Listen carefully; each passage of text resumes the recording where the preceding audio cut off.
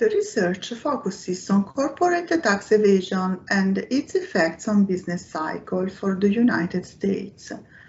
We employ a theoretical model, a dynamic stochastic general equilibrium model with financial friction, but the evidence from which we start is the fact that the corporate sector in the United States accounts for a very large part of total value added, about 70%, and in addition, the corporate sector is also characterized by a quite high level of tax avoidance, which is also related to firm size. In other terms, the Internal Revenue Service data based on tax audit suggests that there is a linkage between firm size, investment, and tax avoidance.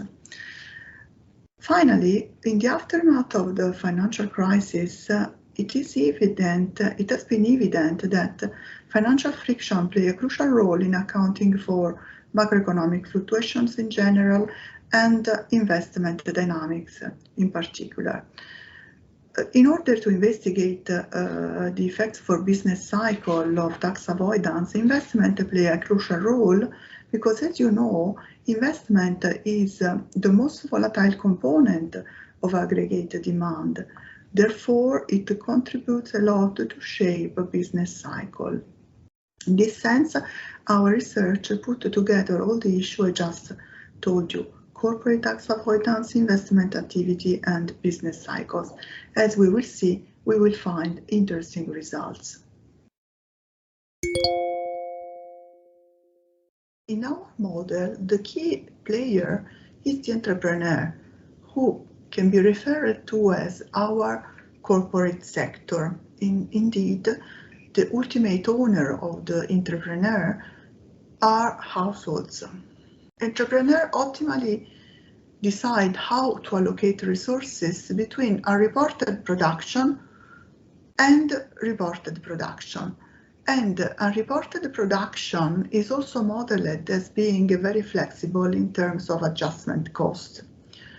Through tax evasion, in addition, entrepreneurs also gain in terms of financial resources they can devote to investment, because in a model characterized by financial frictions, self-financing the entrepreneurs get from tax evasion is a mitigation of these financial constraints, because it allows to accumulate internal funds that are additional and alternative with regard to bank loans in order to make investment. Within this framework, we simulate a risk shock. The risk shock is considered as being one of the most important drivers of business cycle fluctuations in US economy. After a negative risk shock, the rate of return of capital declines. Therefore, entrepreneurs optimally choose to downsize the production, especially in the unreported sector, where they benefit from lower adjustment cost.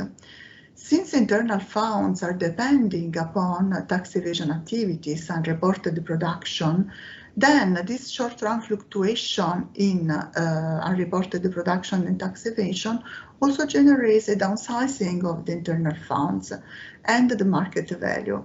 As a result, the risk shock causes a drop in tax evasion, reducing self-financing, and also it strengthens the financial constraint to invest. Since we are in a general equilibrium setting, the story doesn't stop here, since the smaller wealth to be transferred to households also determines a reduction in aggregate consumption. More or less, in a more sophisticated way, we could say these are the basic mechanisms by means of which we get the final result of our paper. That is, aggregate fluctuation in presence of tax evasion are by far stronger compared to a situation where there is not tax evasion. Undertaking tax evasion means undertaking a risky behavior.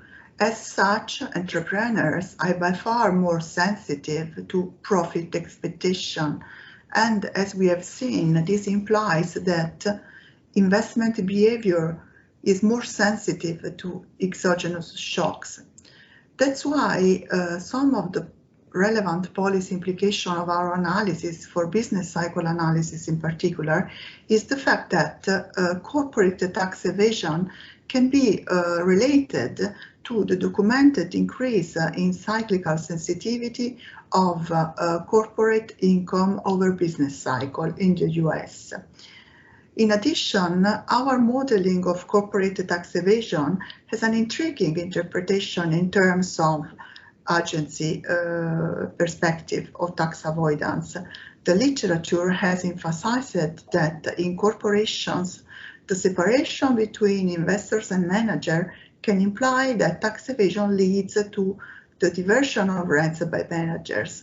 However, our research has also pointed out that the value of the firm, as summarized by the topic Q, the net worth of the entrepreneur, moves along the cycle together with tax evasion, suggesting that there could be, rather than a conflict of interest between managers and investors, a common benefit from tax evasion.